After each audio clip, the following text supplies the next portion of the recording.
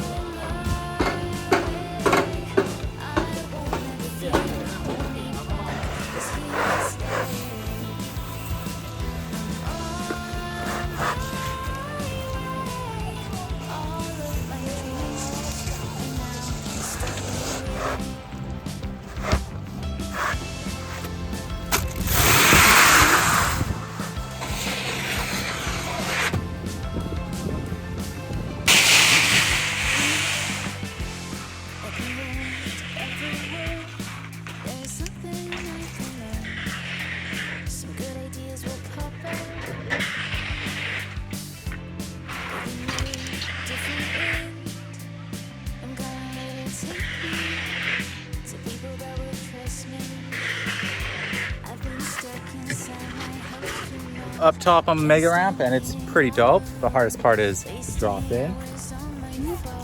It's around 3 seconds of air time and a lot of steps, 62 steps to get up here.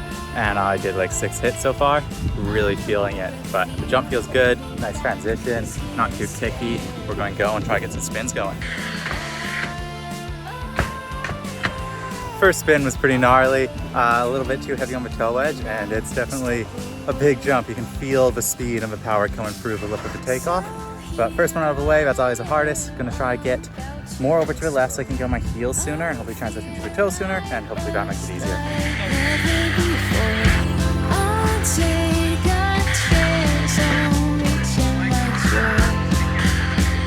My heart is full of hope, I'm on my way, and I won't stop.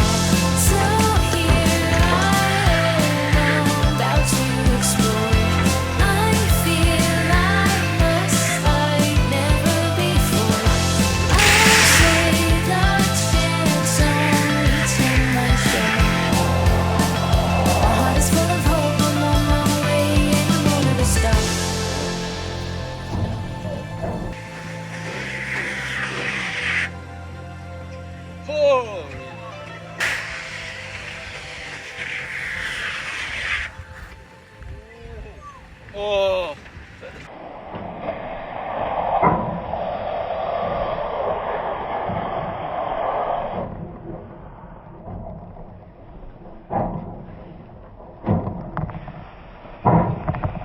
Holy freaking shit, guys. I just tried my first ever triples on anything. I've never tried to triple anything in my life. And it's like one of those things, I've been thinking about doing it for so long.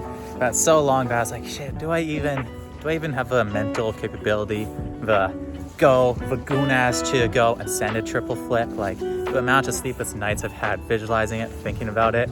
And then today I did my back 7s, and then I did one double back 10. I'm like, that felt like the axis. Looked at the video, and it's exactly the axis I had in my mind that I wanted to like do the triple on. Like, screw it, I'm going to try the triple right here, right now. And then as soon as I had that thought, I was like lightheaded, felt like I was going to faint, puke, trips me out. Being here and then trying something that I've been thinking about for so long. I came into this trip wanting to do the back triple, think I got it, but being here surrounded by like so many good riders and like the airbags being more scary than I thought had me thinking like, fuck, maybe I don't got it, maybe it's like a bit of my league. But went and snapped it, and first 2 really sketchy form, but I changed my angle of takeoff to be over my tail, and that was like way better. So not only do I have the mental capability to go and commit to the triple, but I have the mental capability to adjust it and tweak it. So that means I have the ability to learn it. And this experience, this attempt trying the bags is only possible because of this facility, because of the airbags. If I went and tried this on snow, what I was planning on doing, I've been planning on trying it on snow for like 4 years, but I just never had the day, never had the opportunity. And if I did try it on snow, I would have gotten hurt pretty bad. So to come here, figure out that problem with my logic and do it safely, build that confidence. So my first experience with the trick isn't getting hurt, but instead my first experience with it is excitement and joy. And that is so valuable to me and really just makes me appreciate this facility, because with how my life was going, I don't think without an airbag I ever would have tried the back triple, and I definitely wouldn't have ever landed it. So feeling very appreciative and happy with myself today. So thank you everyone for like supporting this vlog, watching it, and just being so supportive of me being here. I really appreciate it. Those little compliments, the little bits of encouragement are really help and to really stack up. So I'm really feeling grateful about life right now, and I'm happy that I went and had the opportunity to share it with some people, and hopefully it inspires you to get out there and keep chasing your riding dreams, because it's definitely possible, and if you keep working towards it, you'll be able to get it done. Thanks for watching. J like the letter, I'm making several waves. I know the mission the same. I made a splash, now all of my passes last like running the race with Usain. I keep it coming like this a buffet. And if I'm stumbling, I'm in the grave. Never gon' fumble it. I get the bag and I run with it, gunning it, gunning it, gunning it, gunning it. Murray with the legs, all about finesse. I ain't not impressed. I don't need a rash coming in with last, then you see the flash. Elohim with the melody and they can supply the breath. 70, keep it heavenly, everybody get the bread. I got the bread and I got the juice. I got some dogs and I let them loose. Bring in the storm and this ain't the Zeus. Walk in the skies but this ain't the loot. This ain't the truth. We ain't the same, you ain't have a clue. I'm in the game and untouchable, cause I got the flame and this is the proof. Loading my toad, I still want all the smoke. We ain't talking about jokes, we just talking about more. I see all of my goals and it's looking like gold. I ain't asking for hope, cause I know that it's show. Now you seeing me blow. This is premeditated, I've been underrated. That's an understatement, I ain't coming later. The abundance came when I align my bosom to the loving greatest. You the one who made it, so I'm in my bag. I that way before I ever raise a white flag. Shooting right back, raise the price tag. Chasing down all of these ghosts till I grab. Who could really stop me is what I ask. Homie, you can never get your time back. Only me and my reflection fight back. Why this beat gon' probably need an ice pack. Just like the 26, I'm finna run with it. I ain't gon' punt, we ain't taking it knee. I keep the starters and we going farther like Tio and Philly, we throwing it deep. This only possible through all the obstacles. I went ahead and I found me some peace. It's why my reflection is rocking the cheese. Now that the adrenaline's calmed down a little bit, let's go and break down what happened on these back triple attempts, what can be learned from it, and what changes do I need to make in order to bring this to snow. So the first thing I want to highlight is why I tried this triple. Normally, I'd go put a lot of basics. I was sort of planning on only doing 360s today, but I did this stub back 10, and it had almost no drift, and most importantly, it had an axis of rotation that I figured would work for the back triple. See how it's really flippy here, pulling into a back flip? I figured that'd be perfect for pulling into a third flip, because then I'd be able to pull into a third flip like I do normally for my second flip. So I was like, okay, that's it. Once I figured out that I'm going to try the back triple, all I was telling myself was patient and commit to the 3 dips. Whenever you're doing a double, triple, it's really important to go and dip for each one of the flips, because you're going to be able to go and get to a safer position than if you go and pull out. So you always want to commit, but let's go and break down this first one to see why it didn't work out. I'm coming into the jump and I'm not completely stacked over my snowboard. I got a little bit of lean, and then as I go to throw this trick, I really lean down towards my board, and you can see how I'm not stacked over my snowboard remotely. This is going to have a couple of bad effects. First of all, you just don't get as much strength when you're going and throwing this far away from your board, because you don't have the use of your hips and glutes. So this is basically a complete upper body throw downward. But the issue with doing it this way as well is it's making it so your momentum is being thrown off your edge to the side. It's going to cause drifting every single time, as well as making the trick very flippy. My goal was to do the trick flippy because I thought it'd work better for the third portion of the trick, but you can see the reason why this didn't really work is I'm finishing the spin with the flip instead of like spinning out. You don't want to be finishing your flip as a last thing because it's more dangerous. If you under-rotate your flip, you're going nose pick, it's going to be a bad time. So it's better to go and be finishing your rotations in a spin because that's going to give you a larger area of mistakes. Because when you're spinning, you can over-rotate a little bit more, under-rotate a little bit more, but when you're flipping, you're really committed to getting the perfect axis of rotation. So that's just too flippy, and I wouldn't want to try it on snow because you would have to be very, very precise with how much rotation you got.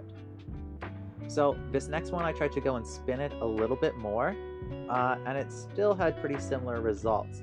I went and threw down pretty much in the same way, a little more stacked, but still throwing down towards the board, pulling into the tricks, flip, flip, and what was really cool about these back triples is I actually was able to keep vision of the landing the whole time. So after I snapped and pulled into it like a double, I was actually able to keep my eyes tracked on the knuckle the whole time.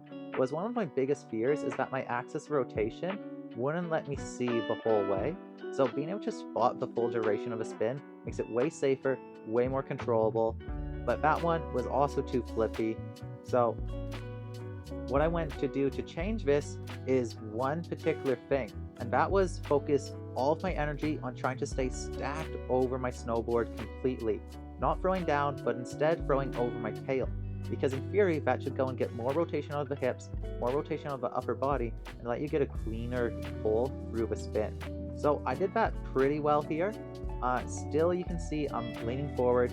I'm making like a little A between the jump. So this is still too far down and I'll need to be more stacked over my board, trying this in the future. But this had a way better effect on drift and on rotation. So first, looking at the drift, I'm hardly drifting at all. This is an acceptable amount of drift. Ideally, you're landing in the center because more sideways momentum makes it harder to not land on your heels. And when you're landing off a big impact like this onto your heel edge, it's going to be hard to stomp. But you can see that the rotation is coming around a lot better, finishing with the spin and flip around the same time. But it's a little bit not enough flip. So I landed heels here and then went back and fell over a little bit. So that one's been a land on snow, but with a little bit more air time, it definitely could have been. So what am I going to do to go and change these back triples in order to make them so I can actually stomp them? First things first is the setup carve. I'm going to try go and add more bend to my legs, keeping more stacked on my board so I don't have this early on position where I'm super pivoted, because that's making it so when I transition to my toes, I have a lot of sideways momentum I need to disperse by hinging at the hips.